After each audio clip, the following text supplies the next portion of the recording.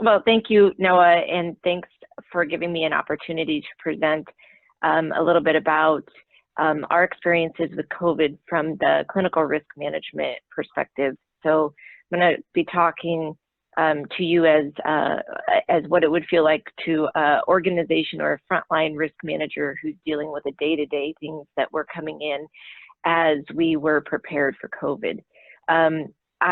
So right now, my role is as a director of clinical risk for Optum. Optum has physician groups throughout the United States. Our responsibility, or my responsibility right now, includes more than just Washington State, but I have elected to focus a majority of this on Washington, and in particular, the Everett Clinic. As a part of the presentation, I figured this, Everett was the first positive COVID patient. So I think you probably can't get closer to it than that. So I'm going to share it from that perspective, but I'm happy to answer questions also about Optum's experience, because certainly a larger organization has a different infrastructure. So I'm just focusing here mostly on Everett. So, so I did talk to Dr. Atal Barrio, who is the Chief Medical Officer at the Everett Clinic, and asked her to give me a little bit of feedback from her perspective. So she was quite busy when this hit. And I know one of the questions that we were asked to sort of look at was, you know, what did your infrastructure look like in terms of responding to this? I can tell you that the Everett Clinic began prepping for this months in advance. They were talking with the local health department, which they have a very good relationship with. They were running tabletop exercises, they had tools, and they had standard work in place. They assigned stakeholders for our organization, and specifically gave positions to individuals within the organization to either be a recommender, an implementer, or a decision maker. And I think that that helped them approach this. But as Alka said, when it hit, while they had prepped, it was just a whole new world for them. I think one of the key takeaways was that the Department of Health, the CDC, and the WHO were never really aligned. So in terms of, you know, what standards were we adopting and putting in place, it was sort of on a case-by-case basis, depending on what was happening in our environment. And as most of you know, each of those organizations were giving recommendations not only on how to triage patients, which patients would be tested, but also PPE recommendations, and when PPE was not available, what were suitable alternatives to PPE. They recognized, the Everett Clinic recognized that even if on a small basis, they had to keep operations going, they had to be able to respond to the community's need. I will say, though, that they pretty much shut everything down except for COVID testing. And a majority of that patients that wanted to be seen were initially given a telehealth visit, and then based on the symptoms that they would describe, were either told to do a virtual visit, a video visit, or to come in and be tested. And that was really how we started. And since then, we've been opening up, and you know, we are opening we're probably at about 75% capacity now of where we were, but we're getting there. So one of the things that we did was that they documented every decision that was not aligned with the CDC or the public health department, because there were times that they had to deviate. Some of the decisions that they made, they had to deviate, and that was important for that group. They built a subject matter expert team with experts, not only from our organization, but from the community, where they would rely on evidence-based practices that they would just fall back on if, in the event that Department of Health, CDC, and WHO were not aligned. One of the interesting things that I think came out of COVID, and I suspect that this is true for a lot of healthcare delivery organizations, is that we were driven to a different model to provide medicine.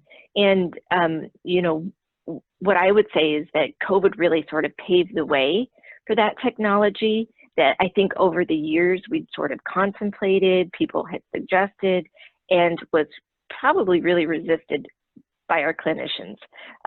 It was hard for them to think about, how am I going to do an actual clinic visit over video if I'm an orthopedic surgeon and I need to look at your knee?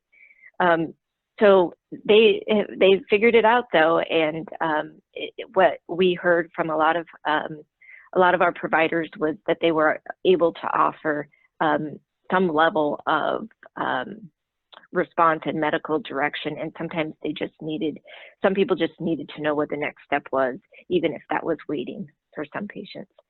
So we still offer the video visits and the telehealth visits, but I will say that they are the demand for that is going down because people would prefer an in-person visit, but they are continuing to try to perfect this. It's not like they're just throwing it to the wayside, and they actually want to expand upon it. Some people see this as a new delivery model that could potentially be a valuable model for non-traditional healthcare. So the example I'll give you is a patient that called in to one of our surgeons, and he was from North Carolina, and the surgeon had no contact with him ever before. It was not a patient that had ever been seen. He said, "Do you have connections here? Do you have family? Do you live here part of the time?" And he said, "No, I was just Googling, you know, video visits with an orthopedic surgeon, and I found your name and I got scheduled." So I think that they found that the spread of offering some of these services was much broader than they thought it would be, and probably a more desirable model for some people. The drive-up testing is still happening in our clinics, at least at one of our clinics, and actually throughout Optum, some of Optum's clinics, the drive-up testing is happening. What usually happens is the patients come into a triage point. It's usually close to a tent, as you can see in that picture. Based on the symptoms that you have or what you need, you're either sent to one area of the parking lot where you can do your own swab, or you might be sent into the building, or you might be sent to a waiting area where then you'll be called into the building based on the availability of the providers in the building, so that we don't have a lot of commingling of patients. There was a lot of concern, still is, about whether or not all patients were able to equally participate in some of the tech-driven healthcare. We found that they're not able to. So we've sort of been thinking outside the box. Some of our groups are actually offering an iPad to somebody who drives up to the parking lot. They can use the Wi-Fi of the building, and they can actually have a video visit with a provider who's sitting in the building, even though they're sitting in their car. So there have been some attempts to try to overcome some of those barriers. But economics being what they are, if there is a gap in services, they're going to be filled. This photo here was something that I got in the mail the other day, which is a whole new service called Dispatch. They actually send the provider team out to your house to care for you, which I thought was really interesting. So what I can tell you is we are planning as well to continue to build on these new tech-driven services to deliver medicine. Some of the challenges that we had though with video visits, if you've been working from home, a lot of the challenges are the same in terms of technology and some of the limitations of technology. But it requires, in some areas, it really requires more of a full exam. Video visits don't allow for that.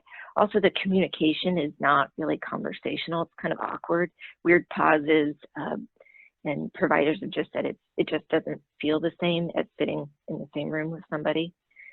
Logistics were tough. to get into the medical record, to do ordering, even just having support staff there to help get those orders put in place, or to schedule a surgery for down the road, or a lab test were challenging. It does rely on the technology, and it relies on the tech-savvy individual. And some providers are not tech-savvy, so we found, and some of our patients haven't been tech-savvy. So that's been a challenge. Also, I think we were talking about this earlier, initially some of the platforms were not secure. One of the things that Optum did from the very beginning was ban certain platforms. Zoom was banned for us at that point in time, and we went with other options like VC. And then for the providers, just it's hard for them to know what their schedule was because of the way that they were being booked. The way the patients were being booked, they couldn't actually see their schedule, so that was challenging for them. But there were obvious some advantages. People didn't have to come in. It was a quick entry point into our system, as the North Carolina patient found out. It was convenient. It was time efficient. They were actually shorter visits than they would have been if they had been face-to-face.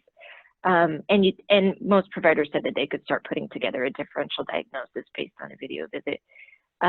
It was a good way to provide quick information, and a provider could be at home and they could have this scheduled throughout their day. So that was convenient for a lot of providers. But with video visits being at home comes employees working from home, and we had to maneuver to put up really everybody working from home. And as you can imagine, healthcare operations deals with a lot of sensitive information. So some of the challenges there were around HIPAA privacy issues. If you were the type of person that works in the business office or the billing or accounts payable office, you are regulated by SOX rules, and what you do with processing of payments certainly was a challenge. Also just productivity. Some of us are used to working remotely and some of us aren't. And we found that that was a challenge for some people to figure out how to be productive in their environment when their dog is barking and their kids need help with their homework. So those challenges were certainly there. And then things that we didn't think about right away, which were ergonomic issues. We actually had employees ask if they could have an ergonomic assessment of their home setup. And that produces its own challenges. How do you do that and do it fairly for the individual? Certainly, equipment issues have been an issue. So not only was it challenging to be able to secure the right laptops for people to work remote, there's also a shortage of laptops because the manufacturers have not been able to produce them. So we're not even able to order everything that we need for all of our employees that are working remotely. And in this sense, I am talking about Optum on the large scale. That was a challenge. And some people just weren't tech savvy. We found that as well. And then getting people coming back to work, a lot of questions around, should we have certain people sitting in offices? Can they be remote? And there's a lot of conversation about keeping people remote that can be, and not bringing them back into the office.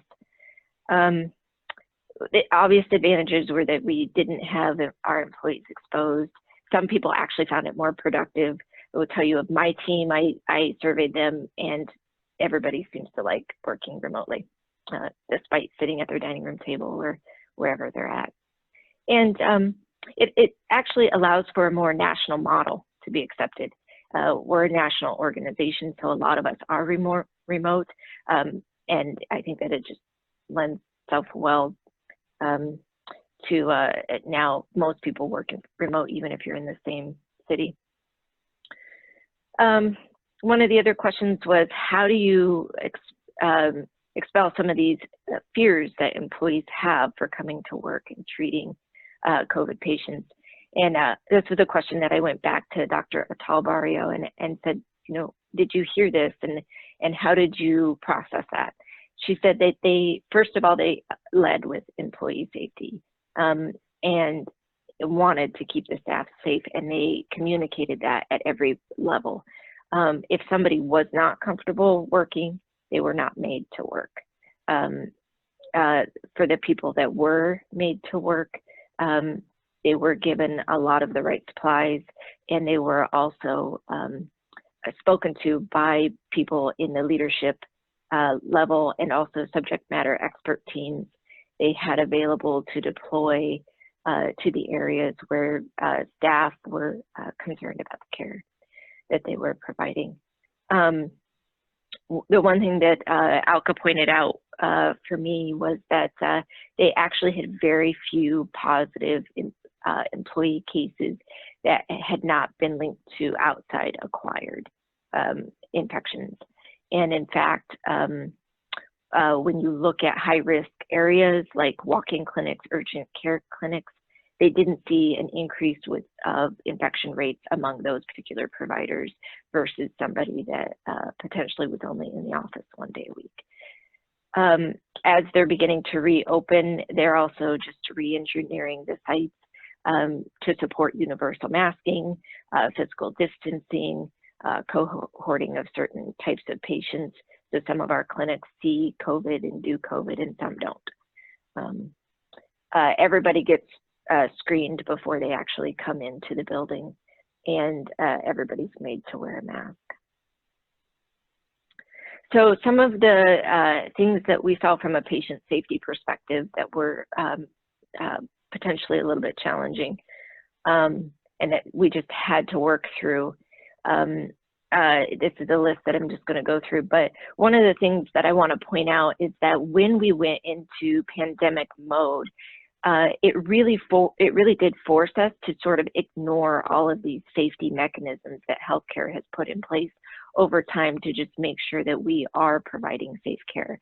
So that includes making sure that we have the right patient sample in the right vial and labeled correctly so that we don't have lab errors and mix-ups.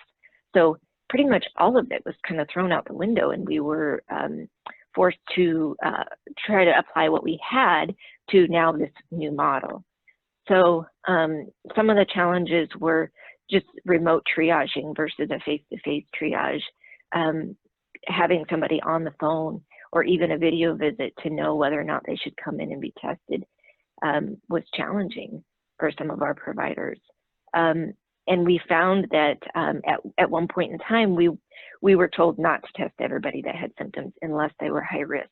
And a lot of patients were turned away that potentially did have COVID, but because they had been assessed to not be in the high risk categories, they weren't brought in and tested. Those were in the initial days. That's different now, but early on.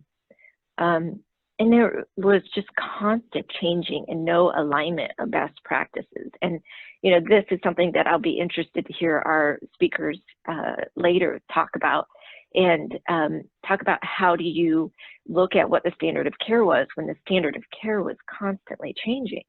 Yeah, and I see Chris shaking his head, yes, and I'm sure Jen's going to say the same thing. It's just, it's a challenge to really figure out what the best practices are to even communicate to your frontline team. And it was communicated probably a couple of times a day when things were changing. And then we put in non-standard testing procedures just to, and then increased testing. So we did things by keeping people in their vehicles and asking them, after we did nasal pharyngeal swabs in parked cars, which would be challenging in and of itself, then we moved to a model where we were doing individual swabs. And so what were the challenges around that? And then training providers to care for patients outside of their practice. So we have a group of pulmonologists, haven't been in an ICU for years, maybe since residency, and we were training some of them to be prepared to go to local hospitals and potentially start staffing. We put our orthopedic PAs in our walk-in clinics. So we just really were trying to deploy people using their basic skill sets, but training them for the environments they needed to be. And then we were preparing for the worst case scenario if we had to make decisions on where patients went.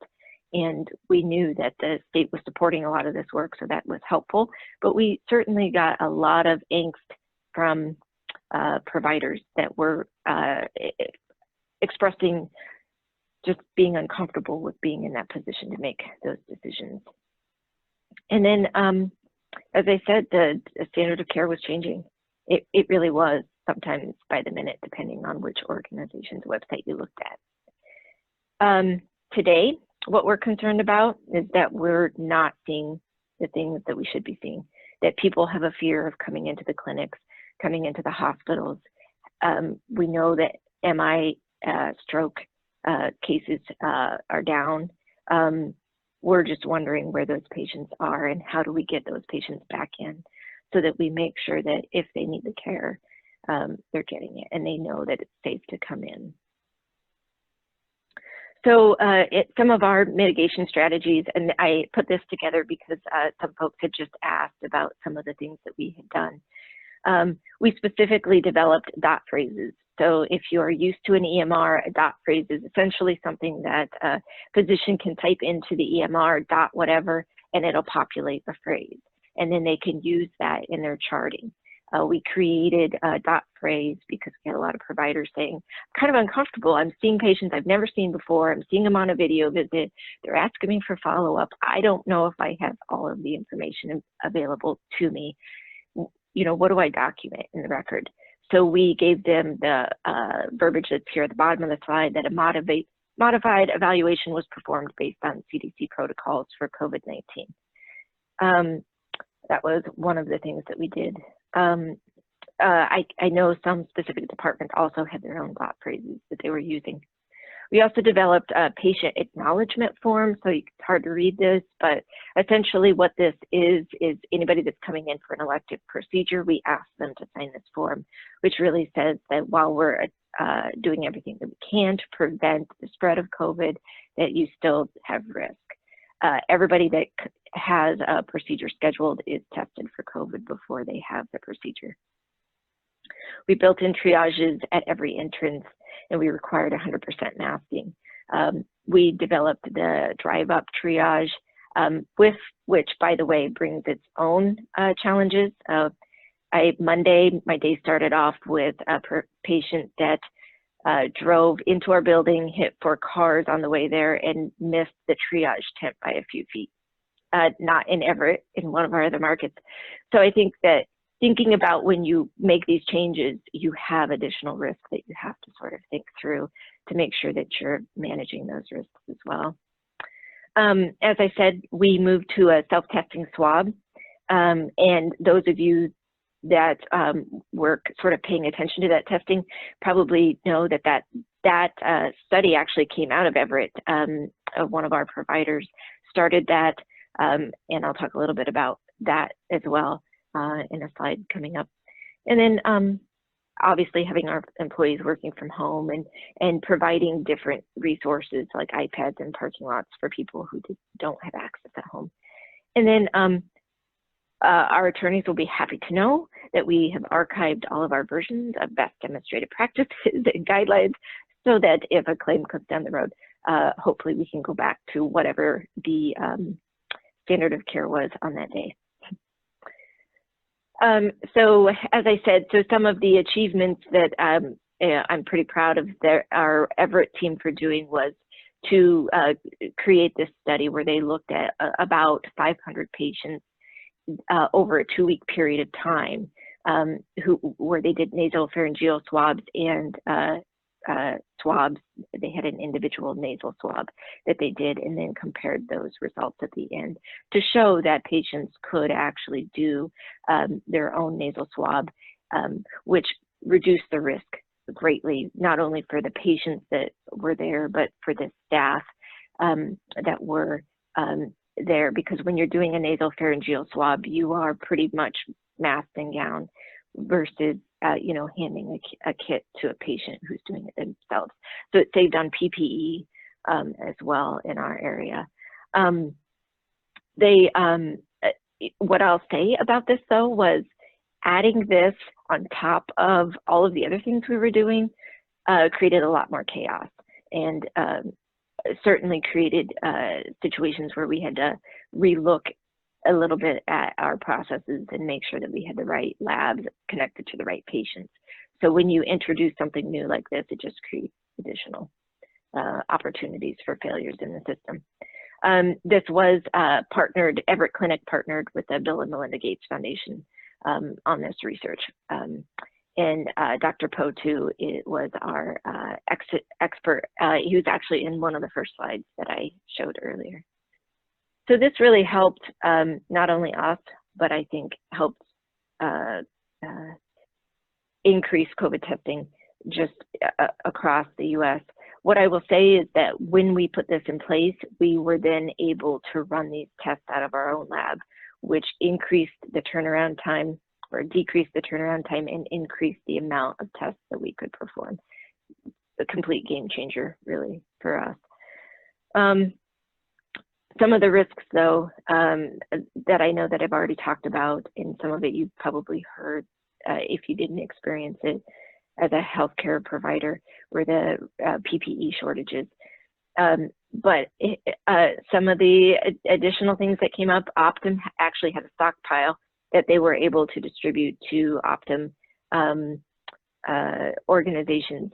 What we found, though, was that we had a group of those masks that were irritating employees. So then we had to track that down and figure out if we had an issue.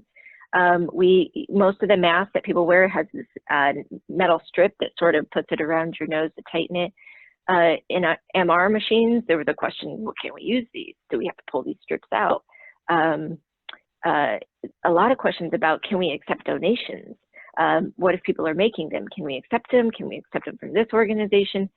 And we had some organizations that were donating to us that asked us to sign a release, not holding them responsible for the masks that they were giving. So all of that, like real time trying to process that. What's the plan? What do we do? What's the standard? Some other issues that came up were people that wanted to enact a post or sign a legal document. And how were we obtaining signatures at that point in time? Could we use Zoom?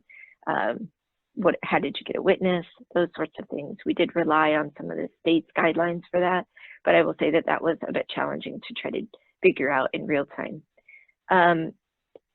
We've had patients refuse to be screened before surgery or refuse to wear a mask and coming in for a potential cancer diagnosis and just refusing to come in. And what do you do with that patient that refuses?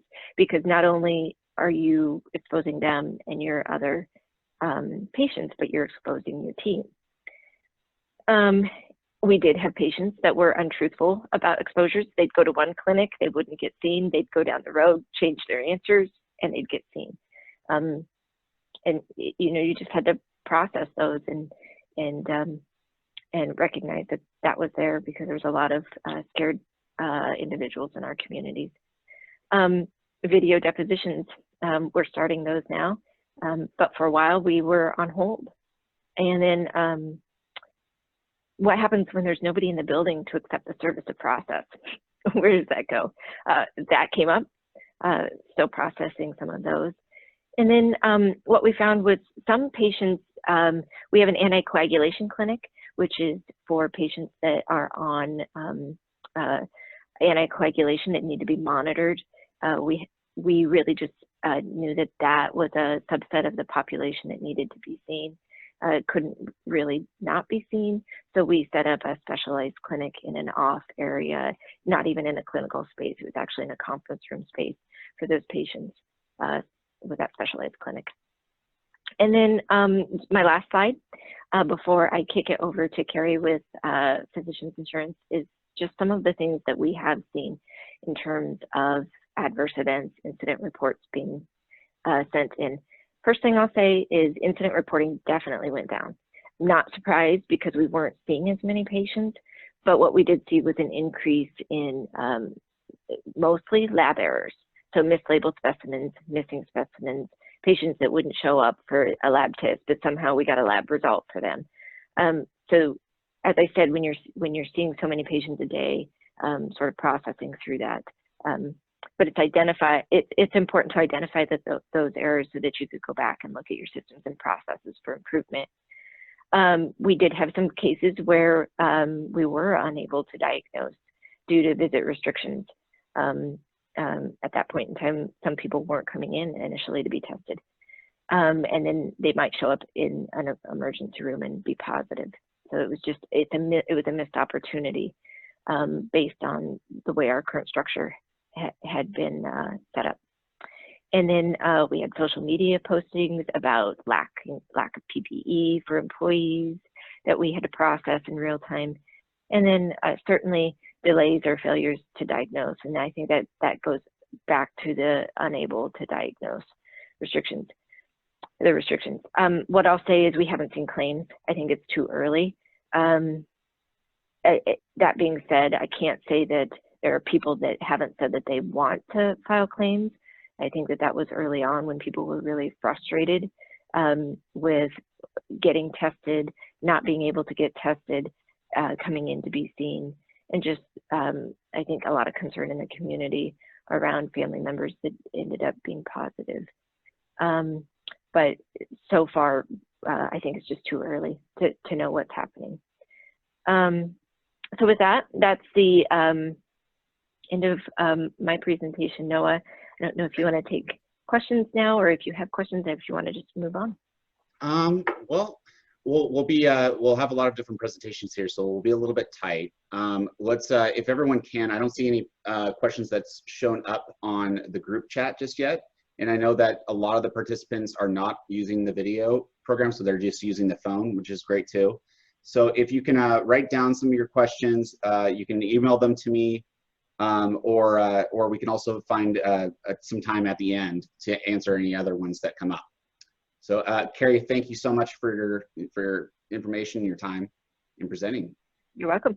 And Carrie Adams, you are up next. Well, hello everyone. It's good to see so many familiar faces. I hope everybody's staying okay during all of these challenging times, for sure. And thank you, Carrie, for providing your perspective from the clinical basis. I would have to say, you know, I'm in awe of all of the work that the risk managers do in the various organizations and those who advise risk managers. I know at Physicians Insurance, I think particularly in the beginning of this pandemic, our risk managers were probably working 23 hours a day, followed by, you know, underwriting claims and communications. Maybe we're working about 20, trying to rapidly assimilate information and distribute it and give advice. And so, and we're still dealing with that. And I know claims will be dealing with it, you know, more so into the future. And so as a claims professional and throughout our department and industry, we've been watching what is going on and trying to have that crystal ball, right? And understand how we'll protect healthcare professionals in the futures when claims come, and what strategies we'll have to defend them. So what I thought I would do is just talk to you all today about what we're currently seeing, what we might expect to see, and maybe some strategies that we might have available to us.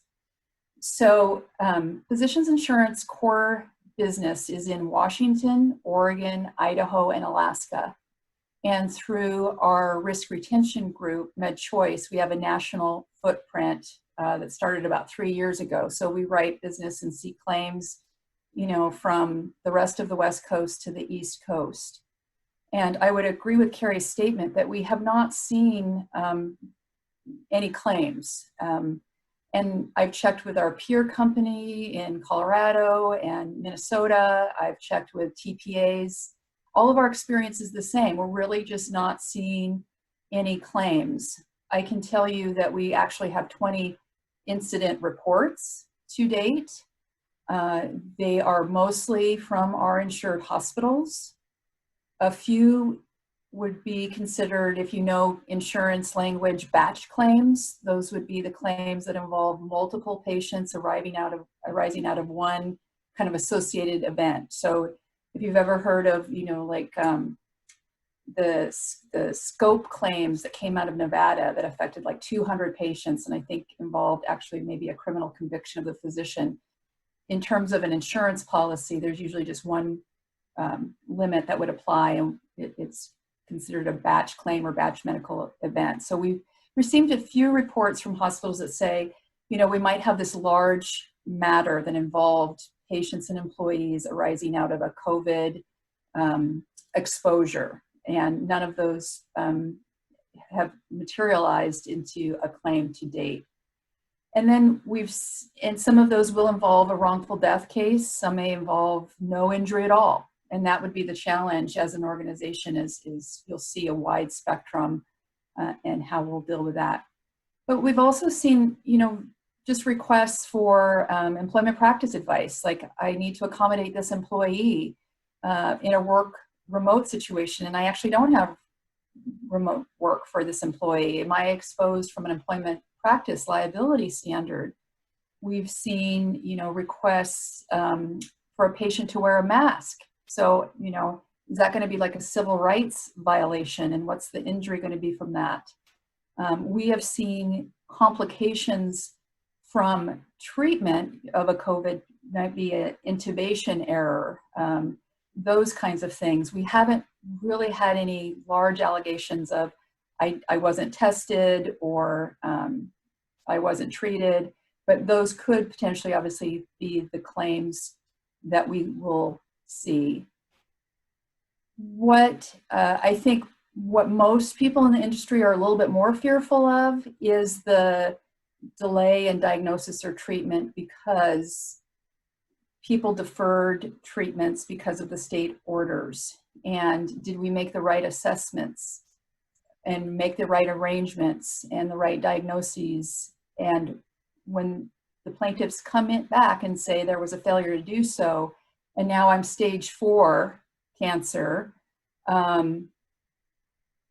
that's maybe the meat of the claim, right? And I think that has a large part to do why we haven't seen claims, because I think the plaintiff's bar is still trying to figure out the most viable claims, right? We work in Washington State where there's a number of very talented plaintiff attorneys, and they want to understand the largest claims probably and the most successful claims.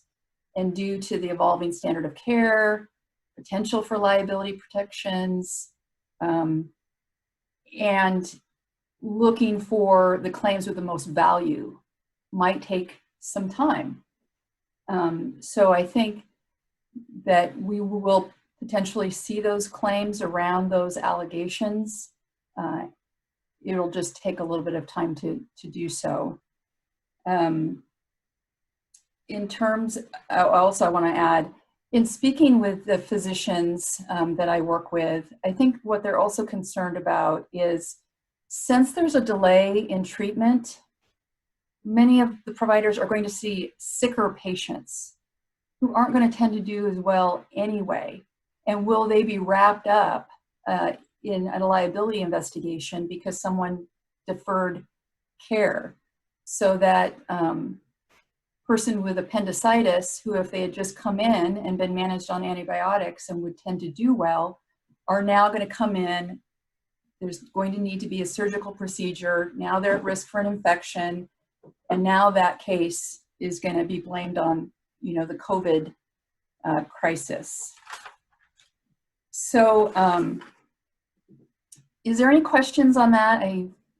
I feel like I talk about this a lot because everybody wants that crystal ball. I want to make sure that there isn't something else you want me to comment on that. Seeing none, I would say the next thing that we've been looking at is just the settlements have been higher than usual, I would say. We've been tracking cases pretty closely, and in a period of 3 months, we had settled, something on the order of 24 cases.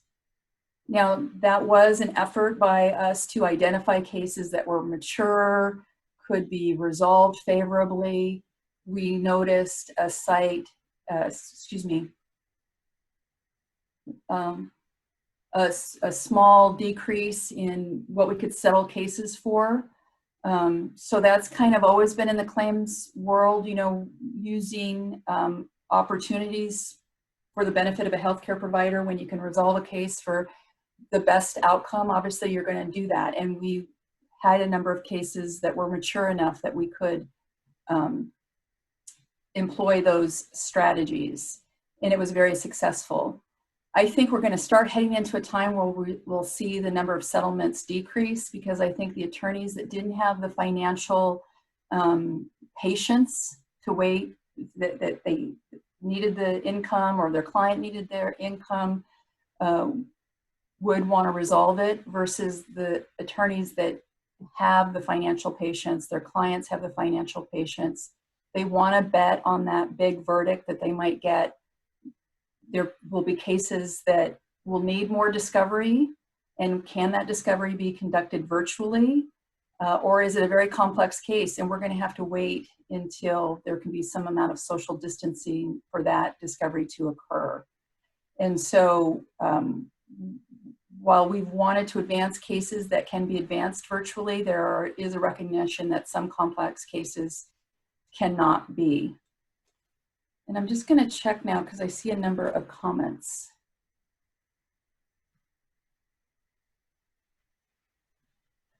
I see. What is the range of topics of the incident reports you have seen? So what we've seen, now these aren't articulated yet by a plaintiff attorney. They are precautionary in nature by our insureds who are saying, we've got an injured patient, or we know that we're at risk, so let's report this now. And as I said, many are going to be from the hospitals who just know that there's a spread or an exposure amongst patients and staff that they're concerned about. We have had complications, normal complications arising from treatment, but the reason the patient is there in the hospital is because of COVID-19. So it's not always because they were denied treatment. It's because, as I said, there was an intubation error causing a liver laceration, or there was a central line pulled that caused some injury. So we're seeing a number of those.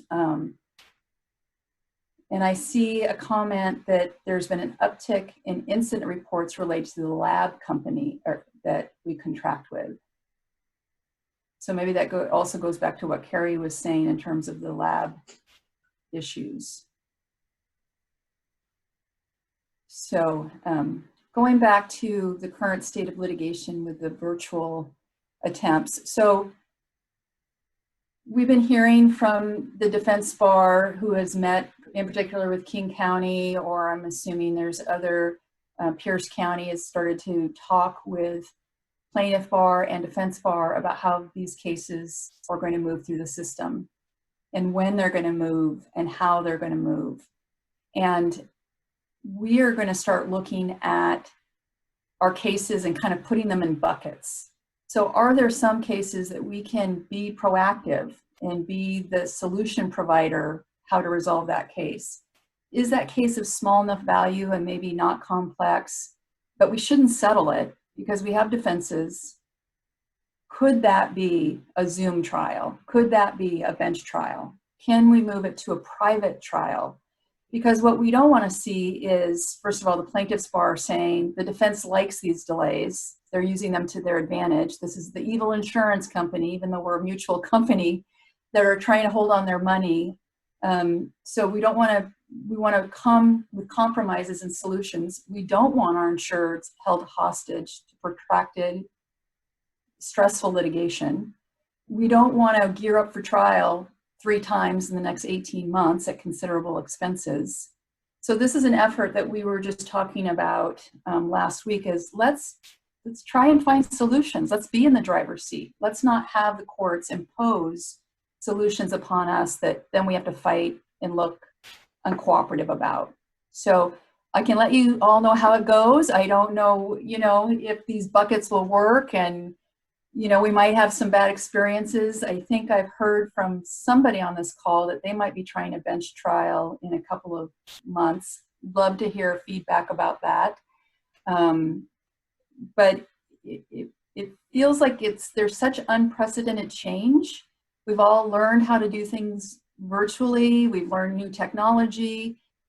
Let's maybe try and use this to our advantage and help our insureds, and not just say, well, we can't do anything right now. We're hoping that we can be creative and proactive. And because I guess what I'd like to move on to talking about is no one really knows what the COVID-19 juror will look like, right? Right now, with all the research that I've done, and I've listened to trial consultants and been in industry webinars, is that there's going to be this halo effect, as there should be. We are very grateful and very much consider our healthcare workers as heroes at this time. But will it last forever? Will the stresses of the economic changes to our society eventually change your attitudes? In the past couple of years, if you're aware of the term of social inflation, and we've all experienced it in our line of work, we've seen the settlements and the trial values creep up and creep up and creep up. And there's obviously social factors, economic factors, judicial and legislative factors, and the plaintiff bar has used that fear, the conspiracy theories, the reptile theories to their advantage. And we'll probably expect those to continue, right? So, and if your average juror is someone who can no longer come to court because they've been out of a job for a while, because they're concerned about COVID-19. Obviously, there was a low juror turnout to begin with, but now who are your jurors going to be? Are they going to be those pro-healthcare patients, jurors, or will our jury pool not be so favorable just because the jurors who show up are not the ones that we like to see? So that's, there's been a lot of distrust in corporations. Will that bleed over to our healthcare systems? Well, we've kind of been put in that category already. Will kind of the social attitudes change where this sense of community and that we have to take care of each other? Will that be used by plaintiffs to say, well, this person wasn't taken care of. It's your job to take care of vulnerable patients. Especially, you might have seen the litigation that's starting to occur against long-term care facilities. I mean, that's going to be a corporation that it's a corporation, it's money making, B, has a poor reputation, and C, is supposed to take care of our vulnerable populations. And so will they try and lead that over and use those kinds of arguments as well? So right now, the public sentiment is very high. I hope it continues. I want to aggressively defend any healthcare provider, but we'll continue to follow that. We're working right now with some trial consultants who did a survey in August 2019, April 2020, and they're going to repeat it this August. And so we're kind of tracking sentiments over time to see how it changes. But if we don't have trials until 2021, that work will continue. In terms of the standard of care, I'm certainly going to let Chris or other attorneys on this call address that. But my one thought is maybe we won't see that expert that hasn't practiced in 20 years be able to come into a courtroom and say, I've worked in an ER with a pandemic and, worked for 30 hours straight and, successfully could do everything all the time. And because this particular physician or nurse or anesthesiologist didn't intubate properly, I'm going to say that the standard of care was breached. I hope we'll see, to me, that's still going to be a real issue for plaintiff's attorney, is that standard of care. And if the standard in Washington State is what would a reasonable and prudent practitioner do in same or similar circumstances, I would like to see the credibility of those experts that can come in with a straight face and say, I've been there, I've done that, and this is a breach in the standard of care. So I still think that where the cases will still be other cases that will be easy to prove for plaintiffs with high damages, not the wrongful death cases of, you know, unfortunately maybe a 70-year-old, but it will still be those stroke cases, the birth injury, and when the headlines of the day are gone, I think we're still going to have to develop defenses around COVID, but then keep our eye, because I think some of those cases are still going to be the ones that the plaintiffs are going to go after, and we still need to develop strategies in defending all of these, because there'll just be more cases overall. So let me see. Are you able to speak to how immunity from the PrEP Act will impact defense of these claims? So Danielle, I'm still following that. From my understanding, especially in Washington State, we haven't seen the liability protections that other states have seen, such as New York, that came out with the governor's proclamation, you know, regarding civil immunities. My understanding is that while there's been some effort on the national level, you know, our state in Washington hasn't been particularly as successful as other states. So maybe we can also talk offline and I can do some further research. We have a governmental relations individual who's been working tirelessly across all of our states and on the national level. So if I can't figure out the answer, I might be able to get a better answer for you rather quickly. The other question, from Michael, is historically, haven't the triers of fact been pretty sympathetic to these sorts of circumstances? For example, the cases that came out of New Orleans during Hurricane Katrina. And I would say yes. I would think that this is such historic times that people should remember these good deeds forever, such as 9/11 or Hurricane Katrina. But I have pessimists all around me all the time who tell me that I better prepare ourselves for this effect not lasting forever. Obviously, this is I would like to think, since this has affected almost everybody, you know, on some level, whether you're in Washington State at the epicenter or in New York or in Austin, Texas, that we're going to have a collective memory of the bravery and hard work for years to come. I see from Marcia, the WSHA continues to pursue liability protections from Washington healthcare providers, and Taya really is a good contact. So thank you, Marcia. From Helen, what are the issues with telehealth crossing state lines, if any? And I see that maybe I should talk offline with Helen. I don't know, it's marked in such a way. But I know that's been a major concern, from a coverage standpoint, which is covered by most medical professional liability policies. So it's going to depend quite a bit on how the licensing exists for those providers to ensure that they're still practicing within their licensures. I think the issue also could be is technically, and the lawyers can speak to this as well, but you know, you could be sued in a different state. So you'll really have to understand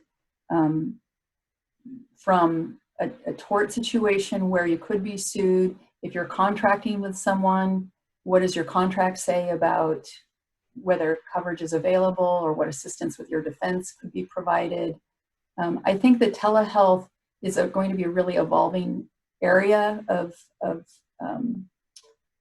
since we hadn't been doing it as much in the past, and now we've all gravitated towards it. Volunteers have gravitated towards it. Retired physicians have gravitated towards that. We're still, we can appreciate that some risks exist. We haven't seen those cases yet, and the outcome of them. I'm not seeing any further comments. So anyway, thank you again for all that you're doing for our communities, for the providers. So we appreciate your efforts. And if anybody wants to contact me offline to discuss anything or to give me insights that can help our collective good efforts, I'd appreciate it. So thank you for your attention. Thank you so much, Carrie. Appreciate it.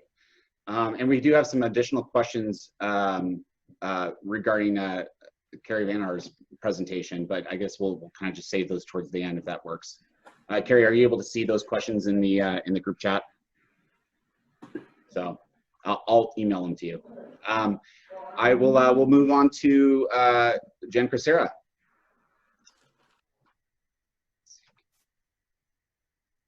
I have to unmute myself. Thanks, Noah. Yeah, you got it. All right, let me try and start sharing my screen. So good afternoon, everybody. Thank you so much for the opportunity to speak with you today.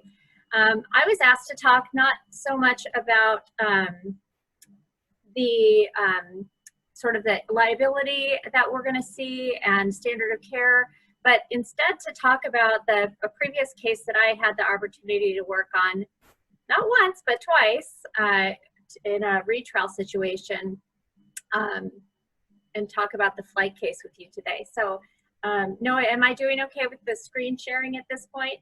Yeah, absolutely. Just go to start from beginning in presentation mode, and we should be good. All right. Am I good? This is not my forte here. The text. Where it says, I guess from current slide. Yes. Oh, sorry. Thanks. There we go. Okay. Thanks. So as I was preparing this talk today, I couldn't believe all of the similarities that we saw in the flight case that I was able to do with Liz Leadham and what we have today. And I think you're probably going to be able to identify them as well. But the flight case occurred, it was a CARE in 2009, and it revolved around the 2009 H1N1 influenza epidemic. And the case went to trial in 2012, and then it was retried in 2015. So how I'm going to structure things today, hopefully in a cogent and clear manner, is that I'm going to be talking about the background of flight, and you'll be able to tie those similarities in together. I'll talk to you a bit about H1N1 and what we saw then and the timeline, because that became really important in terms of the patient care that was at issue. And then we'll talk about the themes that we saw in the flight case. Primarily, I'm going to talk about the themes in the second flight case, because those I thought tracked really well with what I expect we will see in COVID cases once they do come. And then we'll talk about lessons learned and how to best protect yourself from a provider standpoint, a system standpoint, as risk managers, and as lawyers helping to defend these providers. So, and then if time allows, questions, comments, discussion, but certainly I welcome talk offline or phone calls to talk further about this. It's really interesting. So I sort of am thankful and a little bit sad to have to revisit this chapter of my life, but here we go, because it ended up in a plaintiff's verdict that was pretty big. All right, so the background of flight. So H1N1 influenza popped up in April of 2009, and the first case was in California in a little 10-year-old girl. And the lab testing showed that it was a whole new strain. It was a combination of pig, bird, and human influenza viruses, but we called it the swine flu, you might remember. And so saw those first cases come through in 2009. The CDC, much as it did here, began issuing guidance bulletins to providers in about late April of 2009. At that point, the cases were moving interstate. There were cases in Texas that presented, and it began to appear all over the United States. So by June 2009, mid-June 2009, we had an official global pandemic of the H1N1 virus. So there are a bunch of early questions about H1N1, much as there were here in COVID. I think back just to the last few months and how the knowledge has changed in terms of whether the virus can live on surfaces and how is it transmitted. And if I am, walking past someone and they're running, can I get it from them if they're not 6 feet away from me? So much of those same questions were presented with the H1N1 pandemic. How did the virus spread? How did it affect the immune system? Who would be most affected? Interestingly, it was a different population than what we're seeing in COVID. But of course, in the early days of a pandemic, you just don't know that. It takes some time. There were questions about whether prior vaccines could be effective and how, if at all, it could compare to the seasonal flu. We didn't know about the incubation period. And importantly for the flight case, we didn't know how and whether antivirals, primarily Tamiflu, would work. We learned a lot about Tamiflu through the flight case and actually got an opportunity to interview a Cochrane Report author on Tamiflu in Italy. Learned a lot about Tamiflu and what it does and doesn't do for the purposes of teaching the jury. So later knowledge of the H1N1 influenza, we became much more clear about what we were dealing with as the pandemic went on. So I'm going to just show you a chart here that you can see on your screen. This is a chart explaining the differences between a cold and a seasonal flu and H1N1. And we learned as the pandemic progressed that the symptoms weren't entirely consistent with the seasonal flu. You didn't always have a fever like you would with the flu. Usually you would have a cough. There were severe aches and pains that were very common with H1N1. Much as, again, with COVID, the symptoms that it presented with changed and were a little different than what you would anticipate. And providers seeing these cases in the beginning, when we don't have that familiarity with this particular virus, faced a challenge.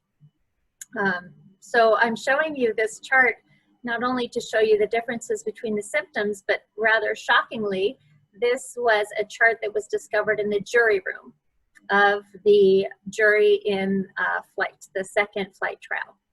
And so after we had impaneled the jury and the lawyers had given their opening statements, one of the jurors pointed out that there was this chart taped to a bookshelf in the jury room. And so, of course, we moved for a mistrial because if there's any outside evidence about the subject at hand, boy, this sure was it. But the judge felt like this was okay and did not grant us a mistrial, despite the fact that it clearly talked about the symptoms of H1N1, which was the core issues within the case. So that was a bummer. That is my tip to lawyers from here on out, is check the jury room before you start a trial. All right, so the impact of H1N1 influenza. Ultimately, the CDC had a very broad range of who was impacted by this and who died. But the numbers, fortunately, were not as high as I would expect we're going to see with COVID. But somewhere between 150, 575,000 people worldwide died that first year from H1N1. Another interesting fact was that 80% of the deaths were people younger than 65 years of age. This is much different than seasonal influenza, where 70 to 90% of the people who pass away are 65 years and above. This virus, for whatever reason, primarily affected children and young and middle-aged adults. Something unusual about the H1N1 virus, as opposed to COVID, is it came up and reared its ugly head outside of what we would normally consider the flu season. So it started in April, right, as opposed to earlier in the winter. And so that also made it a challenge as we tried to argue to the jury that for a provider to diagnose H1N1 because it's not a typical flu, and you're not seeing a typical flu season at that point. When he saw the patient at issue, it was late June of 2009. So there were two waves in Washington.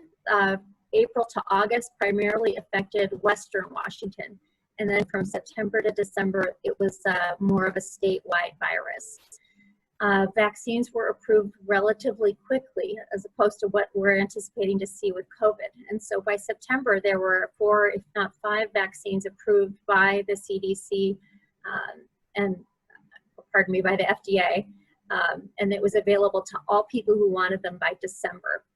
So pretty rapidly available vaccines.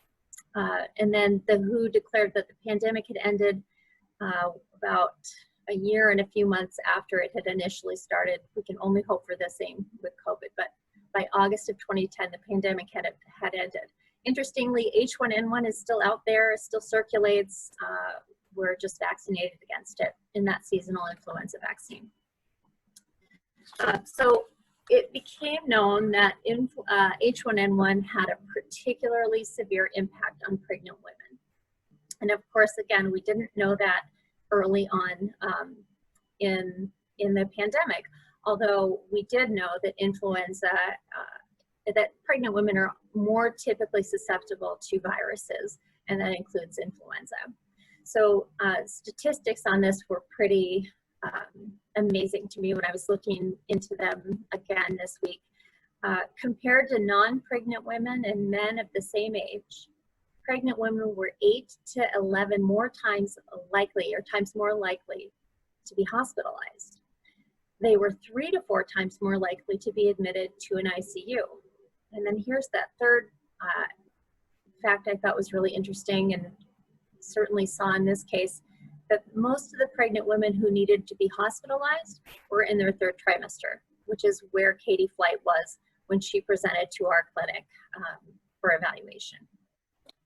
So in Pierce County, the Tacoma Pierce County Health Department began issuing bulletins, health advisories. And much as it has happened in COVID, the local health departments were pushing out bulletins to the providers within their counties. So the first Tacoma Pierce County Health Department advisory bulletin came out in late April of 2009. And it was pushing the CDC guidelines and information, you know, as they knew it.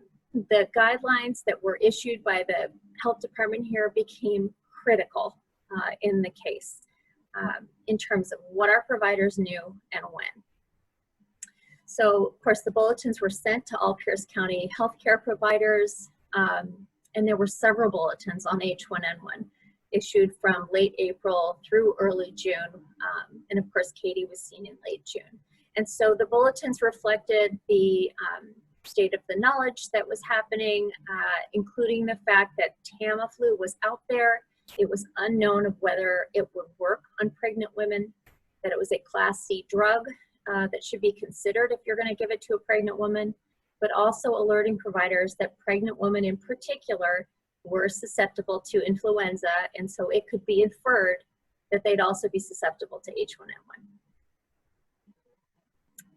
So news coverage in June, just before Ms. Flight came to our clinic, you know, it was also very much out there. There were a lot of news stories, not only in the paper, but of course on the news, on TV, talking about the pandemic. And so, you know, the picture was painted to the jury, much as it would be in a COVID case, that this was out there. We all knew about it. There was daily news about it. Couldn't miss it. And so essentially stating that providers needed to have a heightened awareness about it and looking out for this, this particular disease, this virus. So even though the WHO had raised the alert level and called it a global pandemic in June, look at the statement that was issued by the Director General. And I think that this shows you that it wasn't as concerning or severe as what we're seeing with COVID. So the Director General of WHO said that the pandemic was moderate in severity.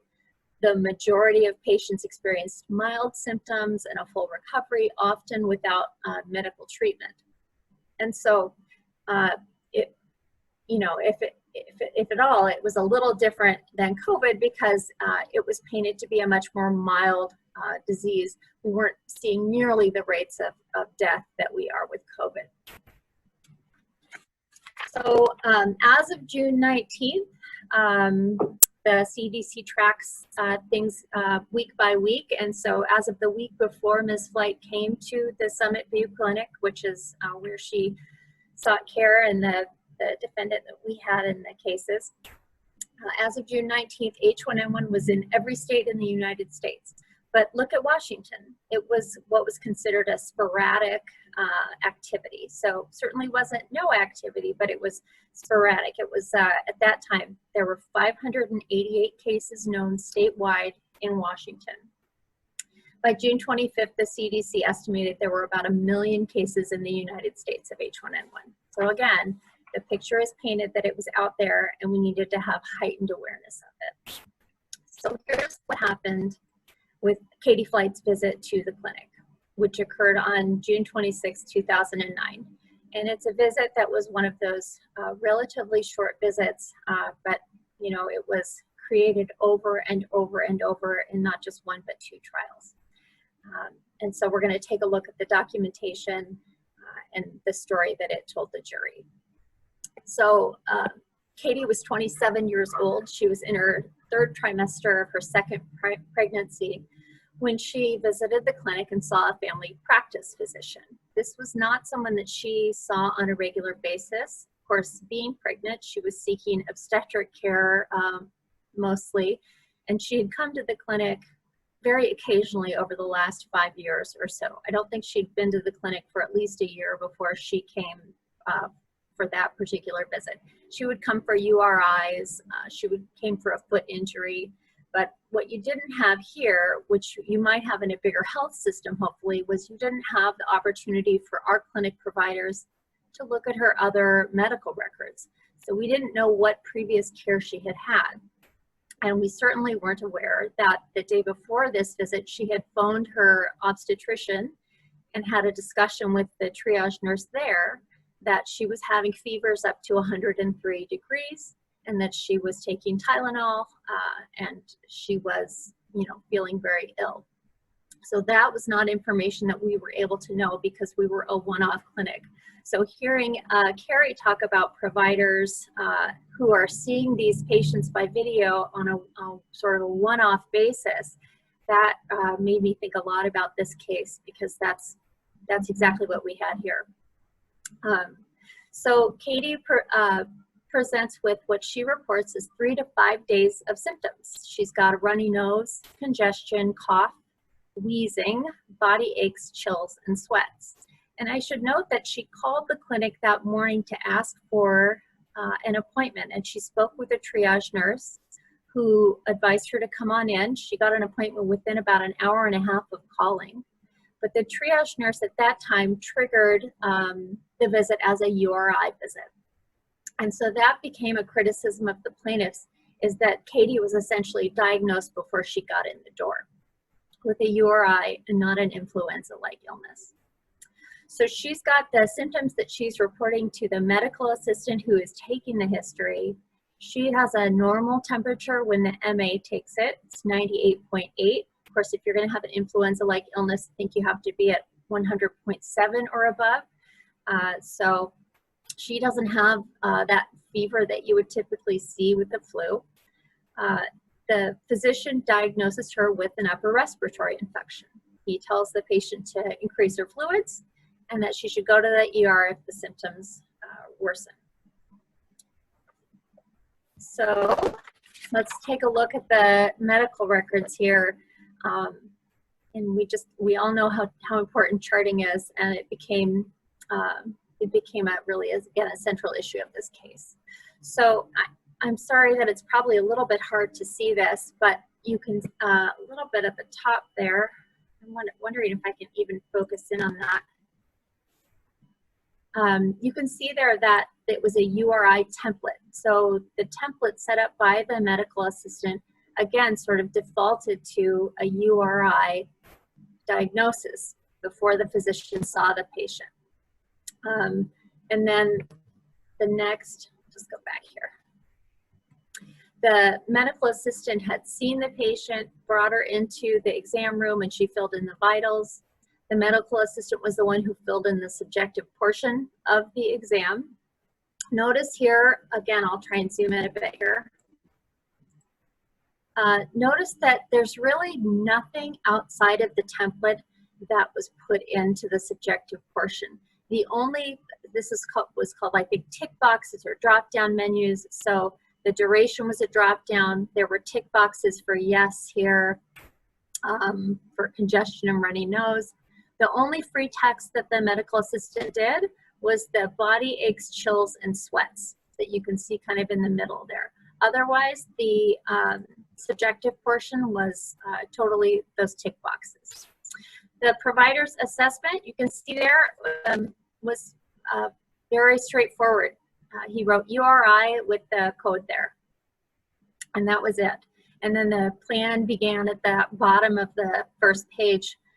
You can see increase fluids by mouth.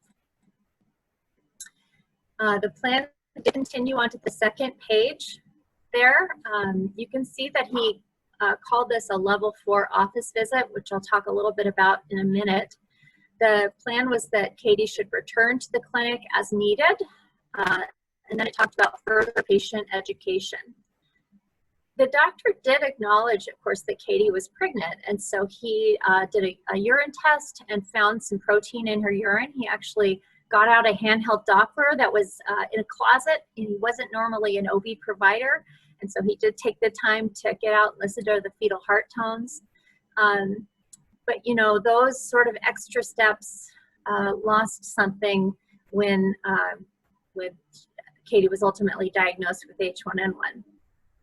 You know, there just wasn't a lot of information in the record to talk about how he had thoughtfully diagnosed her and what the plan was. So you can see there, and this was sort of the crusher in the second trial for us. He wrote chills and sweats, not sure where coming from. And unfortunately, he had a typo in there. And then he wrote exam normal. If gets worse, go to the ER. And then he advises Katie to make an appointment with her OB to address the situation with her protein in her urine. So there was no discussion at all about medications or further treatment beyond fluids. And at that time, the clinic did not do after visit summaries or patient handouts. And so, you know, we had to rely only on this record and on the provider's custom and practice in terms of what he would have said to the patient. And so there just wasn't a lot to go on in terms of his thought process, as you can see. So here are some of the criticisms we saw from the plaintiffs, that the doctor hadn't ordered a rapid flu swab. And we argued that she wouldn't have met the testing criteria at that point that the CDC was pushing out. But that was one of the complaints that the plaintiffs put forward. He didn't diagnose influenza. Well, we knew from the CDC bulletins that she didn't actually qualify for that diagnosis, especially given the fact that she had a normal temperature at that point. But again, the crusher was that the physician had written that she'd had chills and sweats. And every single healthcare provider that stood up on the stand agreed that as a mother or as a provider or, you know, residency or medical school 101, is if you have chills and sweats, that can certainly indicate that you have had a fever or that you are having fevers. So, you know, we can talk about the CDC criteria, but we didn't have further information from the physician in terms of his thought process on the chills and sweats, only that he could say he didn't know where they were coming from. So the physician obviously doesn't offer Tamiflu to the patient. You know, we argued that Tamiflu wouldn't be used for upper respiratory infections and that the physician here diagnosed an upper respiratory infection. But what came back to us on that informed consent case, the second trial, was the jury believed that he should have at least discussed it with her and told her it was out there. So subsequently, Katie sees the nurse midwife the next day. She, for whatever reason, that nurse midwife does not take her temperature, but says that she feels hot. She does a rapid flu swab. It is negative. 2 days later, Katie goes to an emergency department. She's got pneumonia-like symptoms. And it wasn't even until another day or so in the hospital that someone tests her for H1N1. And so that's when she is discovered to be positive for H1N1. The case itself was a very difficult one to try to the jury because the circumstances and what happened were so sad. So the baby, Abigail, was delivered while Katie was in a coma. She was in a medically induced coma, and they needed, obviously, to do a lot more medical interventions than they could safely do while she was pregnant. So they delivered baby Abigail by C-section. Katie does ultimately pass away, though, from multi-system organ failure. And adding, just compounding to that tragedy, the baby passed away when she was about 7 months old. She aspirated some formula after her dad had put her down to sleep in her crib. And so the first case involved both the estate of the mom and the baby. So here's that first case, flight number 1. The plaintiff brought the lawsuit against the clinic on behalf of Katie's estate, Abigail's estate, and then the husband, Kenny Flight, and their son, Jacob. The case went to trial on both a medical negligence claim and an informed consent claim. And we got a defense verdict on both of those claims. But unfortunately, the plaintiff appealed, and the verdict was overturned by the Court of Appeals for 2 reasons. One, it held that there had been an erroneous informed consent instruction, which talked about the doctor's duty to disclose after he had ruled something out, and the fact that the doctor hadn't actually ruled out influenza. So that was deemed to be an erroneous instruction. And then also, this was in the days of Diaz, when we could briefly talk about other settlements that the plaintiffs had received. And the jury learned that there had been a very large settlement from another provider that had happened before trial. So for those reasons, the case was remanded back to the trial court.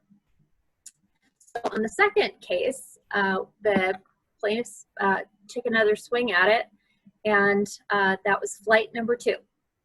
And that was only done on an informed consent claim on behalf of Katie's estate and Kenny and Jacob. So the plaintiffs narrowed down their focus quite a bit. In that case, the jury did find that there had been a failure to provide informed consent that had proximately caused injury. There was a very large jury verdict, unfortunately. So there is the painful verdict form that the jury filled out, stating that informed consent claim had been proven. So here are the themes that we saw in flight. There were 2 themes, essentially. One, that the healthcare providers themselves had failed, and 2, that the clinic had failed. So here's what they had to say about the healthcare providers. They complained about the fact that the medical assistant didn't take an accurate or a thorough history. We didn't know from that note whether she talked about previous family members being ill, which we learned that Jacob, the little boy, had been ill. So we didn't know anything about her exposure to other illnesses. And then we also didn't know if she was taking any type of medications. As she had reported to her provider the previous day, she had been taking Tylenol. They argued that the medical assistant and almost the triage nurse had diagnosed the patient before the physician ever saw her by using that URI template. They discussed, and it came out to the trial, that the physician was seeing too many patients every day. Now, that's certainly not something we're going to see in COVID, likely because the patients are so much more spread out right now. But at that time, the doctor could see up to 36 patients a day. I think he saw 28 patients in that day. And so the jury was swayed in part by the fact that the doctor had only spent about 5 minutes with the patient when you piece together when she had been brought to the exam room and when the doctor wrote his note. So pretty quick visit. They talked a lot about the failure to engage in participatory medicine. And I'm trying to do a talk on informed consent in a couple of months for another provider and talking about shared decision making. And that did not happen here. And so, I think that is a theme that we're going to see a lot in COVID as well, that we need to move away from this paternalistic, you have this, go do this, and more of a shared decision-making model. And so, you know, the patient wasn't told that there was possible H1N1. Patient wasn't told that there was Tamiflu out there, even though she didn't and wouldn't have qualified for it. The other thing was that failure of the clinic process.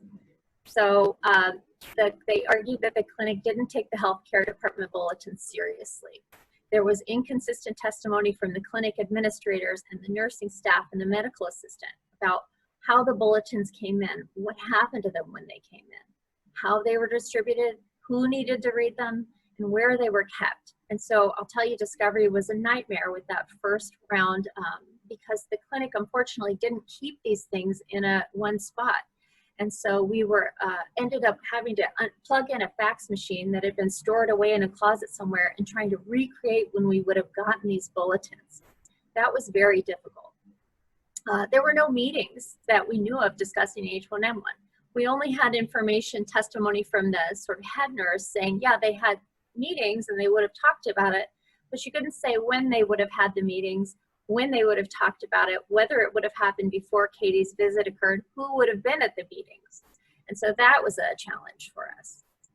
There was no clinic protocol set up for potential H1N1 patients from the time that the patient called the triage nurse through the end of the visit. And so that was a criticism that we saw. So here's the lessons that I would learn from this pandemic, from the flight case as it applies to the COVID pandemic. So, you know, documentation is key. And I know I heard that from Carrie, and I know this is sort of it's something that lawyers talk about all the time. And I understand that the realities of documenting in medicine are challenging. But this was a prime example of why documentation is so important. So piecing together the thought process of the provider years later in the lawsuit or relying on their custom and practice will never, ever be as good as the records in real time. So by the time the second trial rolled around in 2015, we had a physician who was retired and the medical assistant was working for a different system entirely. And so that was, you know, 6 years after the care. And so the documentation really would have helped us a lot if it had been more thorough. You know, how did the doctor reach the diagnosis of URI? What was the thought process? Why didn't he talk more about the chills and sweats remark instead of just saying he didn't know where they were coming from? And then there was, of course, that limited documentation of the plan or discussion except for the OB care. So talking about what you can take in terms of medicine, you know, saying to go back to the ED if it gets worse is one thing, but telling the patient what to look out for, monitor your temperature, you know, X, Y, and Z would have been very helpful to know. The best practice would have been for this provider to chart well outside of the template. You know, again, as I said, there was no history of Tylenol, other meds, no discussion of whether the patient had family members who were ill. And again, really limited information on the progression of the symptoms, except to say that they'd been around for 3 to 5 days. You know, we found in this case that the efforts to rule out could be as important as ruling something in. The doctor did testify that he couldn't rule out influenza because you can't rule out influenza.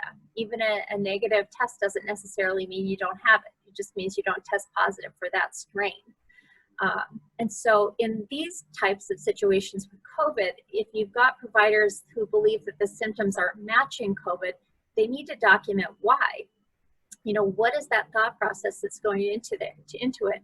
What is the clinical decision making that's being done? So if the provider here, he didn't order testing, as we know, if you're not going to order testing, consider saying why and demonstrating again the thought process in the moment. That would have been best practices here.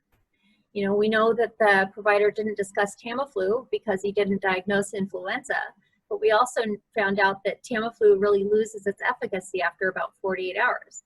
Well, the fact that Katie had been positive with symptoms for 3 to 5 days meant she was well outside of the window for Tamiflu.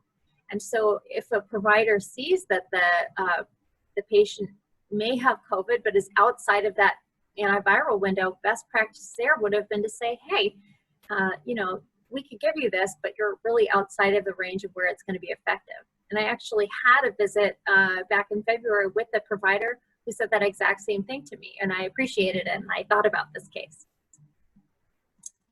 So, tune up the policies and procedures and practices as best you can. You know, when the health department information comes in, figure out who needs to read the information and figure out how it's going to be disseminated. You know, written policies and procedures really would have helped with this process. Looking beyond the visit, the protocols for telephone triage can be just as important as what the physician or the MA is doing when they have a patient face-to-face. So considering beefing those up as well. Having staff meetings to disseminate information about COVID, and you get an A+ from me if those staff meetings came with minutes and a sign-in sheet. And disseminating that information to people who were going to miss the meetings for whatever reason. You know, updating the websites is appropriate. That was another problem in the case, is that we could use that Internet Wayback Machine, and we knew that our clinic was posting information about H1N1. So it wasn't like we didn't know about it at the time. We just weren't looking for it in this patient. You know, after visit summaries, that would have been critical to help with further showing what the care and thought process was for Katie. My lights have just gone off because I've been sitting here still doing this presentation only for so many minutes. So can't wave at it. So we're just gonna keep going there. Hey, to the rescue. Thank you, Jennifer Moore. Okay, so taking a critical look at your after visit summaries. You know, that is one thing to have an after visit summary, but can you better tailor it to the present situation? You know, consider retooling or retweaking those at this point to deal simply with COVID. You know, bottom line, how are you going to show that the people who needed the information received it and reviewed it? So if you have a COVID claim, and this is my last slide, one thing that would have been helpful here was to have that apology statute have been taken advantage of. Remember, the apology statute in Washington is that RCW 564010, and you've got 30 days after an adverse event or after you learn of an adverse event to apologize and talk to the patient. Well, this is a patient that showed up on the news, right? And she was everywhere, and she was like this was national news, the fact that this patient had this happen to her. But the physician, for whatever reason, didn't ever go and talk to the family or see them. And I think that would have gone a long way. And so I'm always encouraging people, like, take advantage of this statute. It will not come into evidence in trial, right? So use it. The future you and your future lawyers, and Carrie, I'm looking at you. Thank you so much. They will thank you for thinking about your future discovery. And so preserving evidence of your provider compliance with those policies and how you disseminated the CDC and your public information, health information, the meeting minutes, the protocols, making sure that you know where that stuff is. The telephone records, which were used, the triage records were important in this case just as much as the medical provider's records were. The schedules, you know, making sure that you still have those. Documentation that wouldn't necessarily be in the medical record, but showing the time spent with the patient and the care provided. And of course, you need to make sure those after visit summaries are being preserved too. So with that is my presentation. Thank you so much for the opportunity to talk with all of you, and best of luck out there. Thank you, Jen. Thanks. Appreciate it. I'm gonna unmute here Chris, and he is gonna discuss a little bit more about future trials and juries and all that great stuff. And please feel free to have any more additional questions answered in or asked in this group chat, and we'll go from there. Chris, take off. Thank you, Noah. Once again, everybody, for those of you who don't know me, I'm Chris Anderson. Noah and I talked a couple days ago about talking about sort of what we could do in the weird world we're all living in to try and get some cases resolved in a way that's favorable, deal with some of the issues that have popped up. And Noah and I have talked about some ideas for how to deal with that. So I'm gonna, I guess, close out our day here, right in the middle of the lunch hour, which is always the best time to talk when people are hungry, about those things. I think that before we jump into that, I think we need to set the table a little bit with kind of where we are. I come at this with kind of a weird approach from everybody in the room. I'm sure most of you know 30 plus years now of defending doctors and healthcare providers in malpractice suits. Partner in the Fabros firm. I am also partners with Keith Kubik in Kubik Mediation, which takes up a fair amount of my practice these days.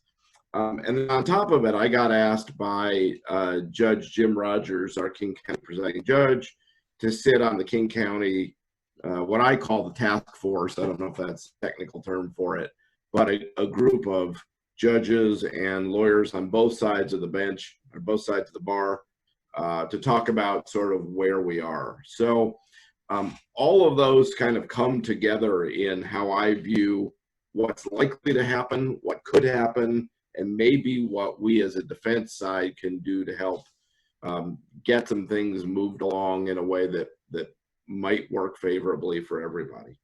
Let me start with the King County part of this. I've had this talk with a number of you in different settings, so I apologize to the extent I'm repetitive for some of you.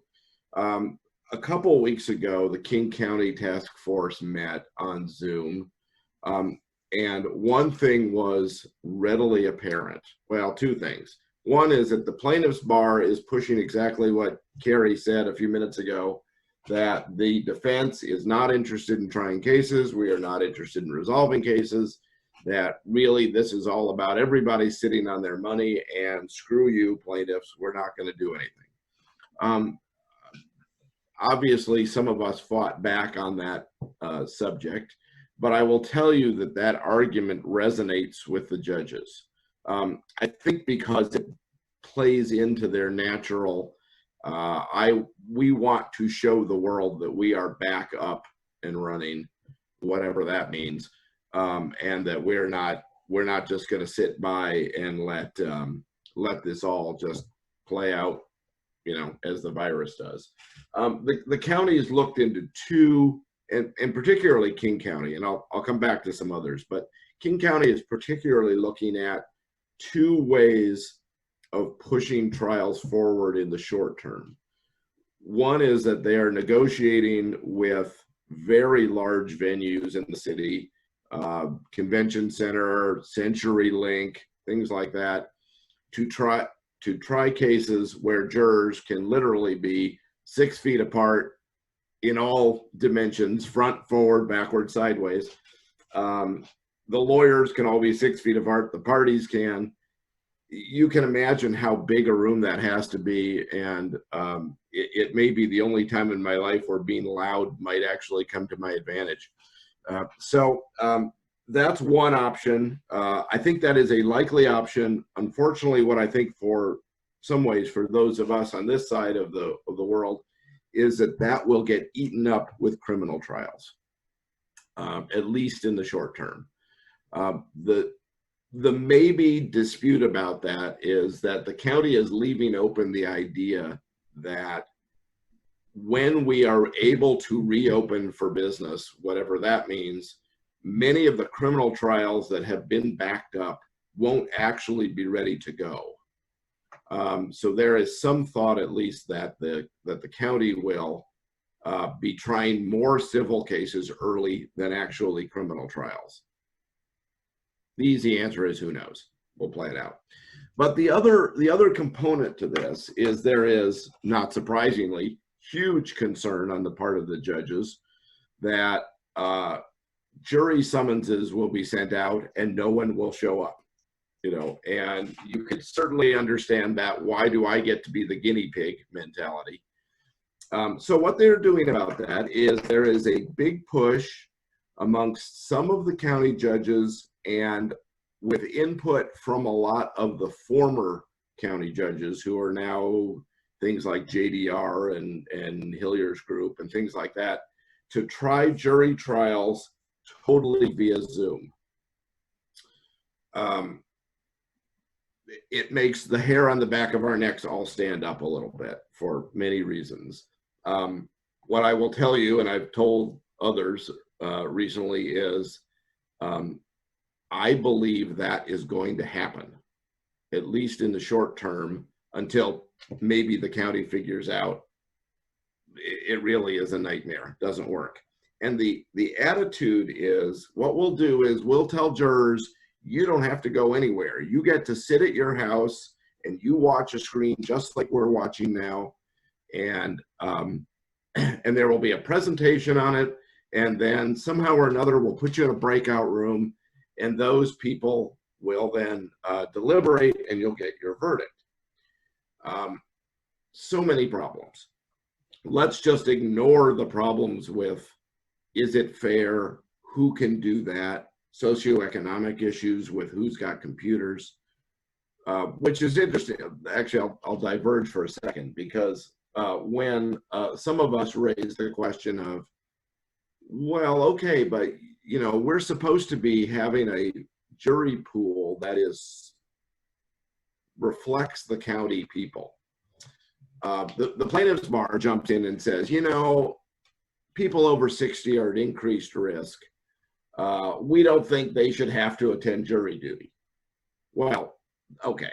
I mean, obviously that is there's a different motive there, shall we say. The flip side is when we say, okay, but really, if that's your goal, what about the people who don't have computers, who don't have good internet? What do we do for those people? And the county's answer to that is, we're going to build small rooms at the courthouse with computers that we will provide and an internet that we will provide. And those people who can't sit at home will come to the courthouse, whether they really want to do that or not, will come to the courthouse and sit basically in what sounds like a closet and watch your jury trial on the video all day. Oh my goodness. You know, I don't need to talk about the disaster that could be and the keeping people's attention. But what I did raise with Judge Rogers when I talked to him on this thing, and then I've talked to him, I don't know, a dozen times offline, is, okay, you've got all these jurors sitting at home. And what happens when the dog comes in, or the kid throws up, or the internet goes out for one of about 25 tiles that's going to have to be on the screen? What do we do for that? Because every time someone's internet goes out, whether it's the bench or the lawyers or the parties or the jurors, the witness, everything's just got to stop dead in its tracks. We've all done enough of these Zoom meetings to see that that's likely to happen somewhere. And then you kind of wonder, will jurors, if the words even get garbled in the witnesses for a few minutes, will jurors speak up? Will they just say, oh, I got the gist of it, good enough? Who knows? Who knows? So there's that. Now, for those of you who haven't seen it, this morning, the governor put King County into phase 1 modified and put the surrounding counties, including Whatcom, Snohomish, and Pierce, into phase 2. We'll all see what that means. We know there are no trials in Pierce County till almost the end of the year anyway. And I don't think it really changes the reality of, will people show up, even if the governor says tomorrow King County can hold trials in their courthouse. So all of that is a backdrop for kind of, okay, so in the 10 minutes I have left, in the what options do we have? And I got to thinking about it, and Keith and I have gone through some options on this to see what kind of really makes sense. There remains whatever the county offers as an option to resolve cases. As Carrie mentioned, there remains the idea of private trials. And that, of course, is a nature of, or is a function of the contract that's agreed upon. But there will be those cases that both or one side says, I really want this to be a jury trial. I don't want to try this case in front of even a judge I'm choosing, let alone a judge in the county. Let me sidestep for a second. One of King County's big pushes that you all are going to hear about is, could we, would the parties just agree to do bench trials? Because all of this becomes so much easier on Zoom if we don't have to worry about jury issues. And that's true. I think the answer, maybe not 100%, but almost without fail, is going to be no from our side, if not from the plaintiffs. And one thing I want you all to think about is, let's say I have a King County judge that I really like. I think this guy is good, or this woman is good. They know what they're doing. I trust them to make a decision. And so I say, all right, let's waive our jury rights and we'll go try the case in front of that judge. And then tomorrow, everything flip-flops at the county and Judge X is now needed for a criminal matter. And we get, pick your terrible judge at King County who has nothing else to do and fills in. And now you've just waived your right to a jury, and your finder of fact is somebody you would never have agreed to in a million years. Things to think about. So I would just be very hesitant to jump into that world. Okay, so this brings us sort of to the end of what Noah and I have been talking about. And one option is, okay, we've got these cases that we really, number one, will only try in front of a jury.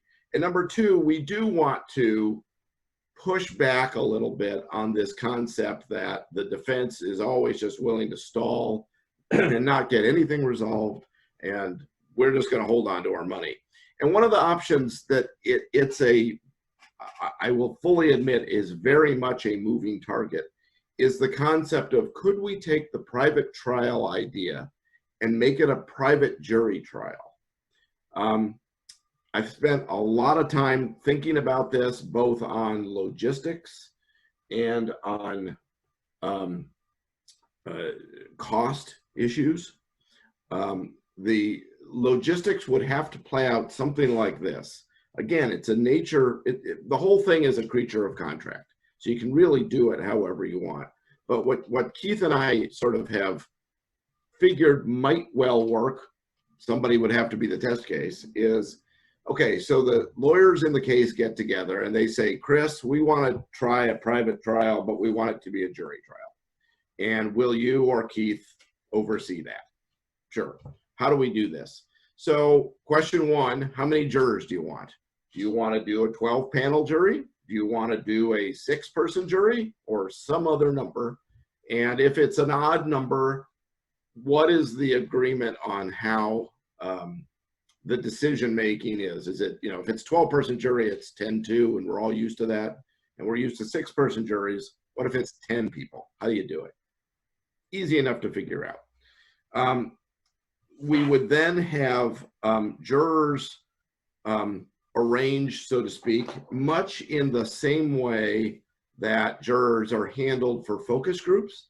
You have to be a little careful because you want to make sure that your panel is meets sort of the county criteria for race and age and socioeconomic and that sort of thing. But what you do by doing it this way is you eliminate hardships, because anybody that you've already got into the pool is already people that can do this. And yes, you have to pay them to sit there. But for example, if you want a 12-person jury, what I would envision is we have 20 jurors as our veneer. The lawyers, all of those people can be on Zoom. The lawyers can do voir dire, and we do peremptory strikes like we do, and you're left at the end with 12 or 14 if you feel like you need alternates. That will depend largely on how long you think your trial is going to go, I think. But you could get that. And then the question becomes, all right, how do we solve the problem of those jurors sitting at home may or may not pay attention. They may or may not be playing Candy Crush on their phone. The answer to that, if we are allowed to, is, and I think we will be by the time this probably works out, is that there will be allowed some small subset of groups that can physically be together. And if we took, for example, my 2 or 3 big conference rooms, and you spread the people out, and instead of having a tile for every person, you have a video camera on them in the room so that the lawyers can see them. You probably have somebody who's a tech type person to watch over them to make sure they're not dinking around doing other things. And then the lawyers and the parties can present their case on the Zoom with a subset of tiles that now becomes much more manageable. And you've taken away the problems that the individual jurors would have with computer access or internet quality and things like that. Somebody still needs to be the one to rule on evidence, but you present witnesses much like we always do. And then at the end of the day, the jurors can deliberate either together on Zoom or in separate rooms on Zoom, however you like to do it, and you can reach a verdict in that sense. One of the issues that we always face in private trials is giving up the right to appeal. And I suspect most people who would want to do this would probably say we're going to go without an appeal, but not 100%. So one of my thoughts for how to deal with that is, okay, if you're going to agree to there can be an appeal, then you got to record it. And that's not the hardest thing in the world to do. And then what I can do is put together a panel of literally private appellate judges. So you approach folks, and I've done this a little bit to see if it would fly, but the people at JDR or Hilliard's group or JAMS people, things like that, where you get a list of, let's say, 10 former judges. That list comes out. Both sides get to strike a certain number like we do in the arbitration world, so that if there's a judge you are not happy with or don't trust, you can cut him or her off, the plaintiff can cut somebody off, and then you're left with, say, a group of 8. I don't know. And each side gets to circle one. The people circled then get to pick a third one, and you can present your appeal in a pretty efficient means to those 3 people, and they either uphold it or reverse it, I guess.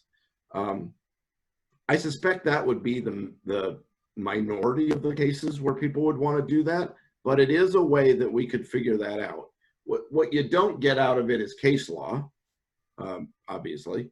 And you'd have to figure out what does one do if the judges reverse it. And so do you retry it? Is there a way that maybe by that point you could go back to the real courtroom and try it? Maybe. You hate to spend the money and waste it on that. But that's an option. It's an option. The cost of this is interesting. I haven't been able to dial down specifics yet, but I think what it will do, because it will clearly be faster than in a courtroom, if for no other reason, because we don't have the time constraints so much that you do in a courtroom. You don't have things like experts traveling, which is pricey for both sides. So in the end, I'm not sure it actually turns out to be a whole lot or maybe any more expensive than trying the case the old-fashioned way. But we're still sort of working on that. I can certainly get ideas for that if anybody's interested. I'm not sure that we aren't a little too early to decide any of that, though, because I think we need to see what the county actually ends up doing. But I would not be surprised, despite the judges in King County at least being very excited about Zoom trials happening as early as mid-August. I'm not sure I really think that's going to happen that quick. So we'll see, but this might just be one option for those pretty small subset of cases where you really want a jury and everybody just doesn't want to wait for the pandemic to allow us to open the old-fashioned way. It is, by my phone, 1 o'clock. So how about that for stopping right on time, Noah? Perfect.